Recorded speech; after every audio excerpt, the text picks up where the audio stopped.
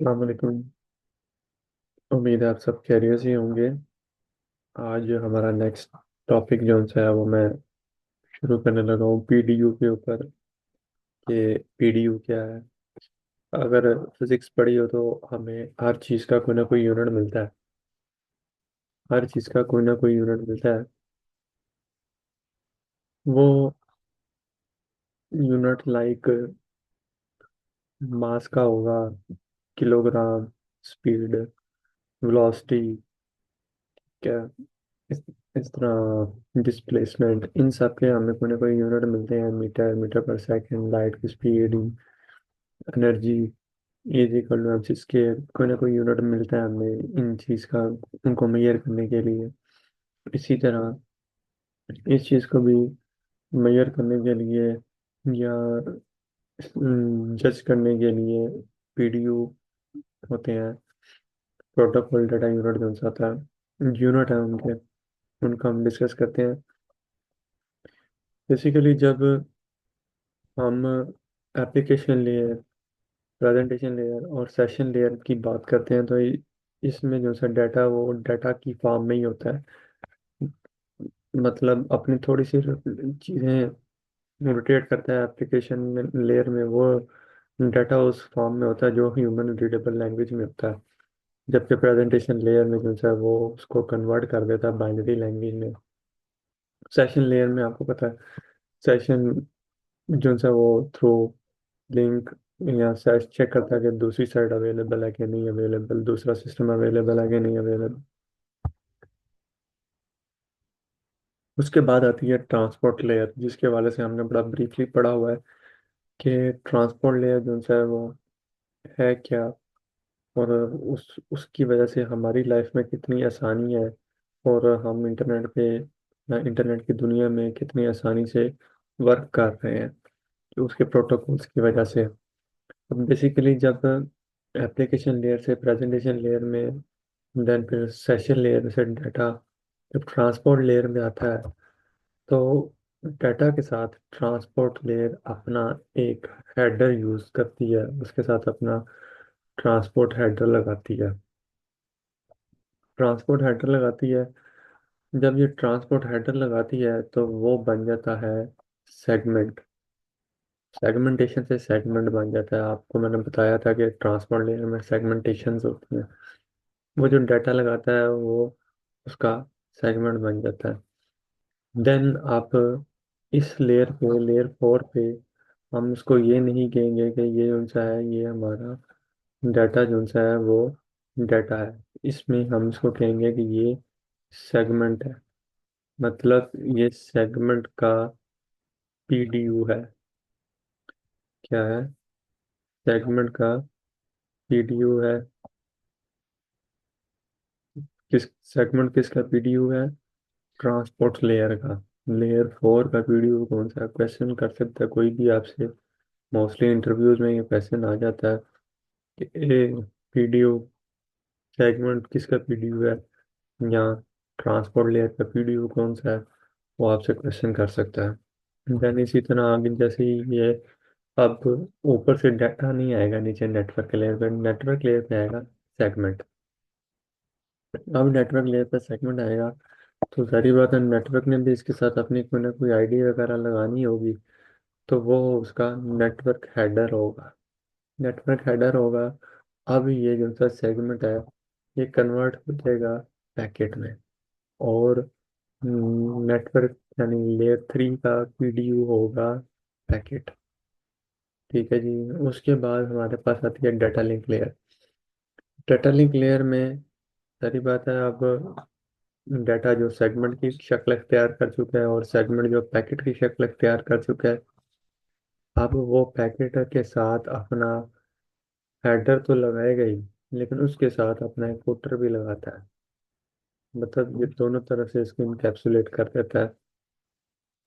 और जो सा है वो हमारे पास डाटा लिंक लेयर में, जो हमारे पास एक पैकेट या पीडीयू तैयार होता है वो होता है फ्रेम। ठीक है जी। अब फ्रेम जो होता है वो लेयर 2 का पीडीयू है। और फ्रेम मैक बेस पे होता है, पैकेट ट्रेसर पैकेट जो सा वो आईपी बेस पे होता है। ठीक है जी। और इसके बाद फिर फ्रेम जो सा है देन, क्योंकि इसके बाद फिजिकल लेयर आती है, फिजिकल लेयर में ये बिट्स की सूरत में आ जाता है और ये बिट्स की सूरत में ट्रैवल करता है। ठीक है। अब ऐसा नहीं होता कि फॉर एग्जाम्पल कि हमारा डाटा निकला और उसको पता ही ना हो कि उसने, क्या आपको पता फिजिकल लेयर से आगे उनको क्या पता कि उसने वायर में जाना है या उसने थ्रू सिग्नल्स के थ्रू जो सा है, तो हम वाईफाई कहते हैं, उसके थ्रू उसने मूव करना है। तो सरप्राइज तो नहीं मिलेगा, तो उससे पहले पहले वो इसकी तैयारी करवा देता है लेयर 2 पे।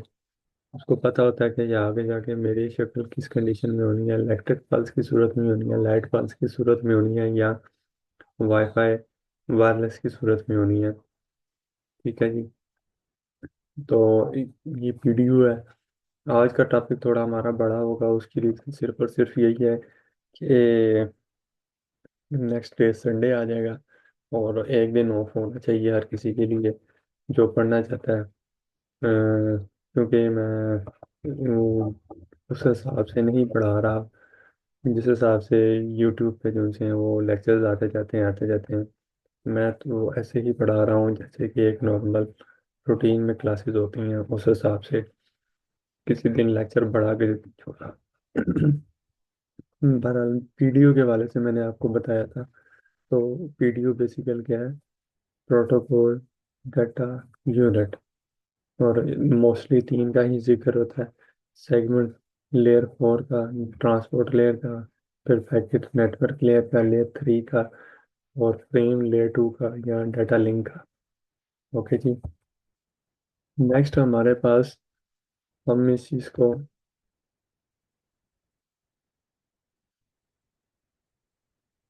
नेक्स्ट हमारे पास हम जो पढ़ेंगे वो है data link layer. Data link layer में मैक बेस पे होता है और स्विच होता है। स्विच मतलब इथरनेट स्विच। ठीक है, स्विच से मुराद ये एक स्विच बोर्ड घर में लगे होते हैं वो स्विच भी होते हैं, लेकिन इसको प्रॉपर तो अल्फाज में बोला जाता है स्विच, तो वैसे ही कॉमनली यूज हो जाता है। किसी नेटवर्क वाले बंदे को पूछेंगे तो उसके लिए स्विच दो तीन किस्म के होंगे। ठीक है। लेकिन अगर इसको आप बाकायदा इथरनेट स्विच कहेंगे तो उसका मतलब होगा कि इथरनेट पोर्ट्स वाले स्विच। ठीक है जी। अब इसमें होता क्या है कि protocol for the physical type of the medium या मीडिया या लिंक आर स्टडीड और implemented in data link layer के। मीडियम मीडिया लिंक इनके हवाले से इसमें पढ़ा जाता है कि ये क्या है।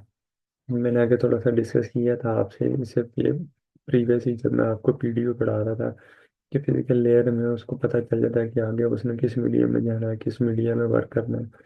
ठीक है। और किस लिंक के थ्रू जाना है उसने, वो वाईफाई है, वो इलेक्ट्रिक पल्स हैं, या वो लाइट पल्स हैं। अब इथरनेट बेसिकली, इसको हम लोकल एरिया नेटवर्क के नाम से भी जानते हैं। अब इसमें 803 क्या है? बेसिकली जब भी हम कोई भी चीज़ इंट्रोड्यूस करते हैं तो उसको किसी न किसी चीज़ से हम अफिलिएट करवाते हैं। ठीक है। इसी तरह ये मैक के थ्रू जो हमारी ट्रांस ट्रैफिक की कम्युनिकेशन है उसको IEEE, मैं थोड़ा स्लो लिख रहा हूँ, हमारा दरअसल सही लिखा जा सके। IEEE वो ऑर्गेनाइजेशन है जो इस चीज़ को वैलिडेट करती है और इसके स्टैंडर्ड्स को मीट करवाती है। तो ये इसका रजिस्टर्ड नंबर हो सकता है। ठीक है जी। मतलब जब भी अगर किसी ने गवर्नमेंट अदारे देखे हो तो उधर जाएंगे तो आपको पता होगा कि यार उधर रजिस्टर्ड होंगे, जब कोई आया होगा किसी ने बताया होगा कि ये लोकल एरिया नेटवर्क है। आपको नॉर्मल एरिया में जो कम्युनिकेशन करवानी पड़ती है उसके लिए, तो वो उसने उसको कह दिया है लैन, लोकल एरिया नेटवर्क। और उसके बाद उसने,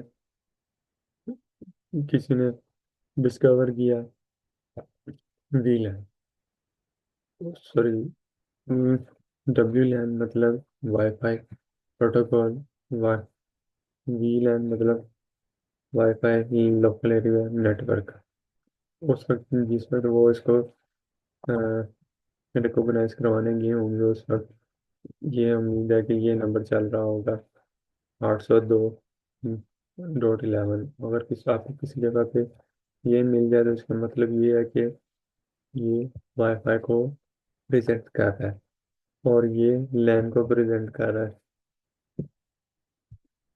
अभी तक इसकी मोस्ट रिसेंट जो सी फॉर्म है वो वाईफाई 6G के नाम से है। तो 6 जनरेशन तक को सपोर्ट कर रहा है।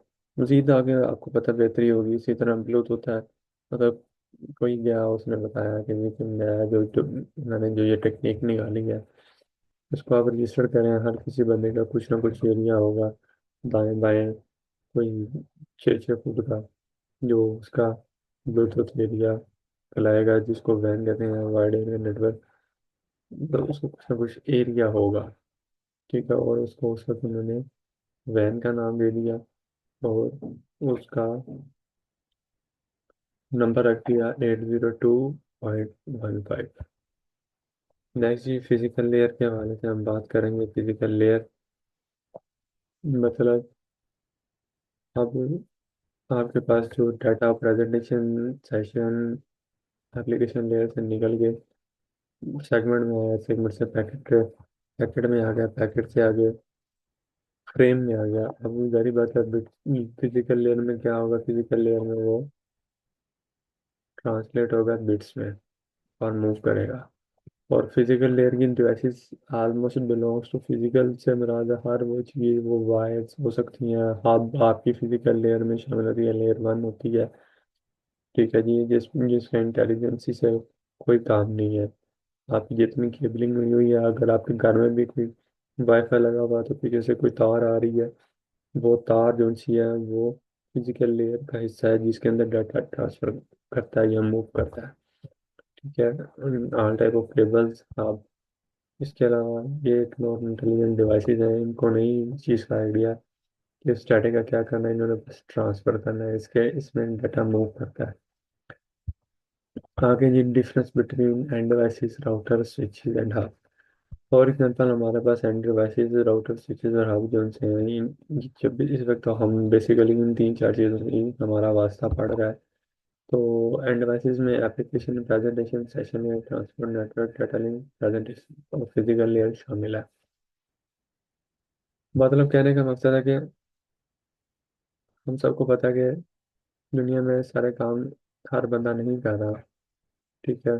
कुछ होते हैं जो काफ़ी ज़्यादा पढ़ते हैं, कुछ होते हैं जो थोड़ा पढ़ते हैं, कुछ होते हैं वो थोड़ा पढ़ उससे ज़्यादा कम पढ़ते हैं, और कुछ होते हैं जो बिल्कुल भी नहीं पढ़ते। इसी तरह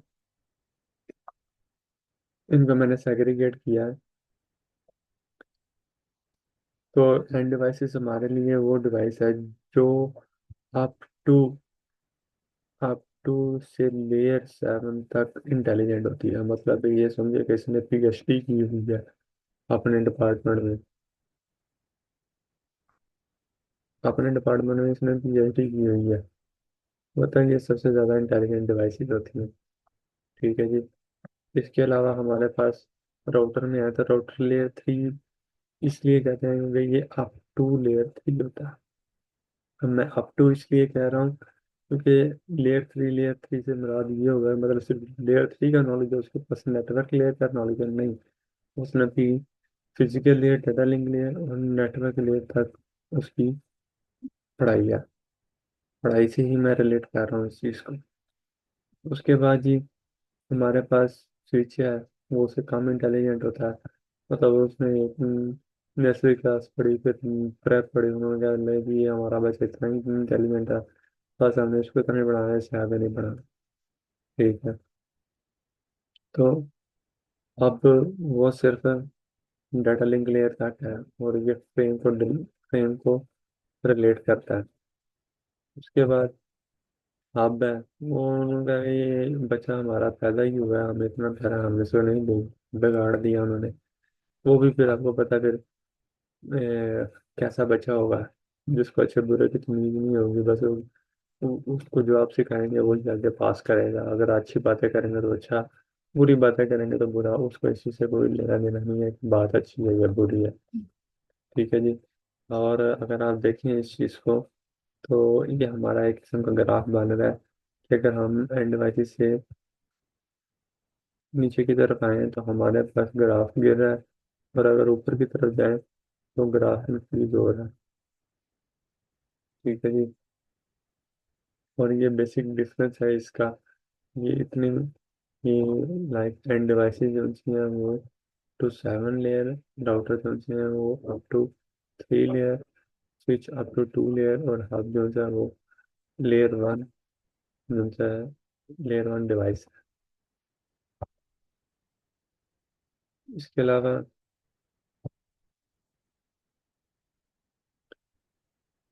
ये अप टू लेयर 7 मैंने आपको इस चीज़ को मैंने डिफाइन किया हुआ है, up to layer 3, up to layer 2 और up to layer 1।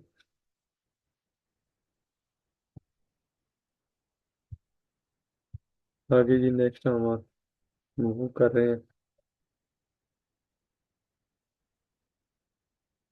Difference between layer 1, layer 2 और लेयर 3 स्विचिंग, ये क्या है? कुछ चीज़ें तो मैं आगे डिस्कस कर चुका हूँ। लेयर 1 मतलब जो हब पे है वो बिट्स की सूरत में होगी, लेयर 2 जो है वो फ्रेम की सूरत में होगी, लेयर 3 जो है वो पैकेट की सूरत में होगी। ठीक है। और लेयर 3 जो स्विचिंग कराते हैं वो आईपी एड्रेस के बेसिस बेसिस पे होती है। लेयर 2 फ्रेम यानी मैक एड्रेस के बेसिस पे होती है, और लेयर 1 जो है वो फिजिकल लेयर है, उस पर बिट्स की सूरत में ट्रांसफर होता है। यही चीज़ मैंने इधर डिस्क्राइब की हुई है। ठीक है। और ये विदाउट एनी आइडेंटिफायर, मतलब उसको इस चीज़ का कोई नहीं है, बस वो सिर्फ मूव करने के लिए है। एक चीज़ मैंने डिस्कस करनी थी, मल्टी लेयर स्विच। आमतौर पे आजकल मार्केट में ये बड़ा मतलब गलत आम हो गया हुआ है। एक आजकल स्विच आ रहे हैं लेयर 3, मतलब उनकी कैपेसिटी होती है लेयर 3,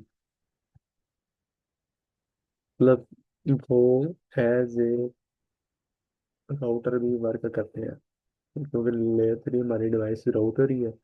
वो एज ए राउटर भी वर्क कर सकते हैं, मतलब उनकी पॉड्स जो हैं वो फॉरवर्डिंग पैकेट की फॉरवर्डिंग भी कर सकती हैं। ठीक है। लेकिन जब आप स्विच लेने जाते हैं ना, तो या उसको मल्टी लेयर स्विच से मुराद, अगर आप मल्टी लेयर स्विच लेने जाते हैं, रेलिवेंट राउटर से सस्ते पड़ते हैं, और आपका दोनों काम हो जाते हैं। अ, मतलब स्विच की सूरत में भी आप इस्तेमाल कर सकते हैं और राउटर की सूरत में भी आप इस्तेमाल कर सकते हैं। इशू तो यही है कि पैकेट की फॉरवर्डिंग और फ्रेम की फॉरवर्डिंग का इशू है। ठीक है जी। अब ये मल्टी लेयर स्विच जो सा है उसको MLS मल्टी लेयर स्विच कहते हैं। ठीक है। और वो क्यों कहते हैं, वो सिर्फ इसी वजह से क्योंकि ये भी अप टू लेयर 3 तक जो सा है पढ़ा लिखा है, और मतलब पैकेट की फॉरवर्डिंग करवा सकता है। ठीक है जी। अब बाय डिफॉल्ट प्रैक्टिस से जब ये आता है तब इसके ऊपर लेयर 2 कॉन्फ़िगर होता है। लेयर 2 कॉन्फ़िगर होता है इसके ऊपर। और लेयर 2 कॉन्फ़िगर होने के साथ साथ प्लग एंड प्ले जिस तरह बाकी स्विचेस होते हैं वैसे स्विचेस होते हैं। उसके बाद आप खुद चाहें तो इसको कॉन्फ़िगर कर सकते हैं लेयर 3 के ऊपर। जो बाकी बाय डिफॉल्ट ये लेयर 2 पे ही वर्क कर रहा होता है। ठीक है। स्विचिंग कैपेसिटी इसके अंदर होती है। और अब जो है ना, मैंने ये बताना ये था बेसिकली कि इसको मल्टी लेयर स्विच को गलत नाम इसलिए हो गया होगा कि लोगों के लिए ये एज ए स्विच ही वर्क कर रहा है। तो मल्टी लेयर स्विच से मुराद ये होगा कि नहीं, कोई अच्छा स्विच तो होगा, ज़रूरी बात है, लेकिन काफ़ी लेयर्स वाला स्विच होगा। अब जब भी आप मार्केट में लेने जाते हैं तो स्विच वगैरह तो आपको इस चीज़ का इल्म होना चाहिए। ये ना हो कि दुकानदार आप ही को लूट ले, तो उस सिलसिले में ही आपको इसको पढ़ना पड़ेगा, समझना पड़ेगा। अब आप मल्टी लेयर स्विच लेने जाते हैं तो जारी बात है उसने चीज़ सेल करनी है अपनी, तो वो आपको उसकी बढ़ाइयाँ बयान करेगा। बयान बयान करेगा तो आप, लेकिन आपको इस चीज़ का इल्म होना चाहिए। ठीक है। अगर आप ऐसे सिस्को से लेते हैं तो सिस्को की साइट पे जाकर बकायदा इस चीज़ को वेरीफाई कर सकते हैं, और उस चीज़ को आपको खुद बताएगा कि आप मेरे किस वेंडर से लें जाके, या मेरा कोई पार्टनर बैठा हुआ उस पार्टनर से जाके आप ये चीज़ ले सकते हैं, आपको इतने की मिलेगी। ठीक है, सेकंड हैंड भी मिलते हैं। और इनका बेनिफिट ज़रूर है कि आपको दो डिवाइसेस की बजाय एक डिवाइस जो चाहिए उसी में आप अपना काम मैनेज कर सकते हैं। फॉर एग्जाम्पल अगर इसकी 24 पोर्ट है तो आप उसमें चाहेंगे मेरे सिर्फ दो पोर्ट जो उनसे में वो पैकेट फॉरवर्डिंग करें, बाकी जो उसमें वो स्विचिंग करें, तो ये ऐसा पॉसिबल है। और इस चीज़ को हम सीखेंगे और इस पे हम इम्प्लीमेंट भी करेंगे। ठीक है जी।